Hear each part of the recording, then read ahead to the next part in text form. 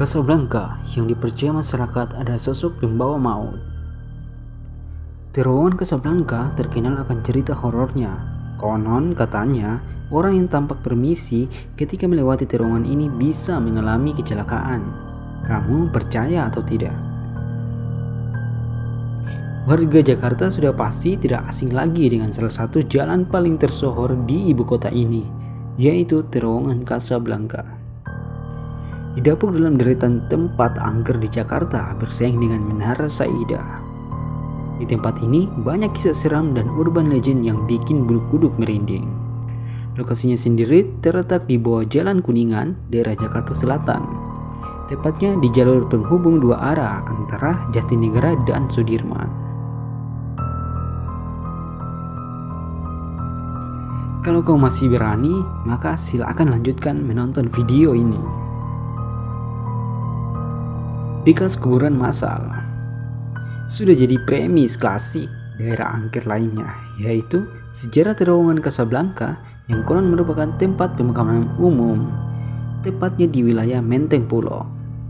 Naas, karena berada di daerah strategis yang masuk dalam rencana pembangunan pemerintah DKI Jakarta, kuburan massal di area tersebut akhirnya dipindahkan ke lokasi lain.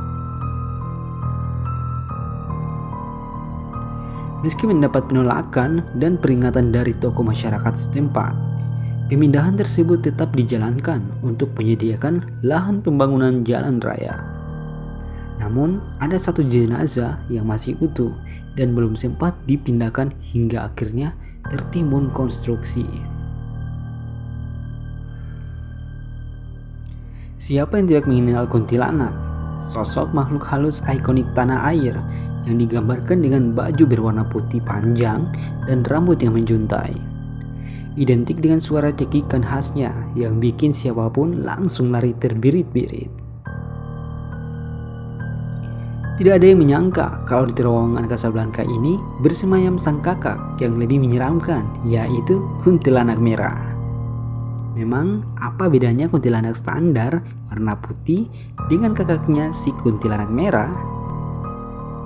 Berdasarkan review terpercaya dari para saksi mata yang pernah meet and greet langsung dengan kuntilanak merah, ia lebih agresif dengan kemampuan terbang yang lebih cepat, kuku panjang dan tajam, dan wajah super seram. Pokoknya kamu tidak mau bertemu dengan kuntilanak merah, kami jamin. Perempuan korban pemerkosaan. Pada zaman dahulu kala, sebelum terowongan Casablanca dan bahkan TPU ini dibangun, ada kisah pilu yang terjadi di lokasi ini. Seorang gadis cantik yang merupakan kembang desa setempat menjadi korban perkosaan beramai-ramai oleh sekelompok pemuda. Gadis malang tersebut dibekuk dan disetubuhi secara bergantian oleh para pemuda sampai tewas. Lalu tubuhnya pun diseret dan dibuang begitu saja ke lokasi yang akhirnya menjadi terowongan saat ini. Rasa benci yang dibawanya mati akhirnya termanifestasi untuk membalas dendam kepada para pembunuhnya dan membuat rohnya menjelma jadi penunggu di terowongan Casablanca. Misteri nenek pembawa maut. Versi lain dari cerita perempuan korban pemerkosaan tersebut, ada juga yang mengatakan jika arwahnya berubah menjadi sosok nenek tua pembawa maut. Bukan rahasia umum lagi kalau banyak sekali peristiwa kecelakaan maut yang terjadi di terowongan Casablanca. Para korban kecelakaan tersebut menuturkan sempat melihat sosok nenek tua di tengah jalan saat sedang menyetir, sehingga membuyarkan konsentrasi hingga kecelakaan maut pun terjadi.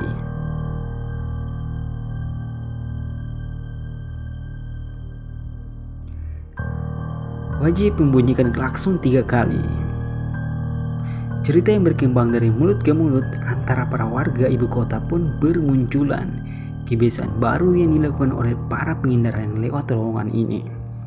Untuk menghormati para penghuni dan arwah yang bergentayangan, kendaraan disarankan untuk membunyikan klakson sebanyak 3 kali. Apakah kamu pernah mendengar salah satu kisah misteri terowongan Casablanca di atas?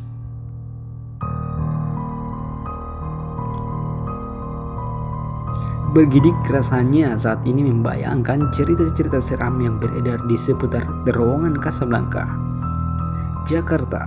Di tengah hiruk-pikuk ibu kota megapolitan itu, nyatanya ada juga kisah angker yang menggelayut di telinga-telinga masyarakat.